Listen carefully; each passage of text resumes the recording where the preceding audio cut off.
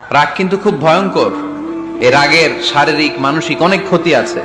Heart attack করে অনেকে রাগে, স্ট্রোক করে ফেলে। রাগ হচ্ছে অনেকটা ঝড়ের মতো। কিসের মতো? ঝড় যেমনি একদিক থেকে এসে সব লন্ড ভন্ড করে দিয়ে অন্য দিক দিয়ে ছুটে চলে যায়, যখন ঝড়টা হয় তখন তো টের পাওয়া যায় না। রাগও তেমন। যখন রাগটা আসে কি যে করে ফেলছি তখন বোঝা যায় না। রাগ চলে যাওয়ার পরে, মাথা ঠান্ডা হওয়ার পরে তখন বোঝা যায়, হায় রে এটা কি করলাম।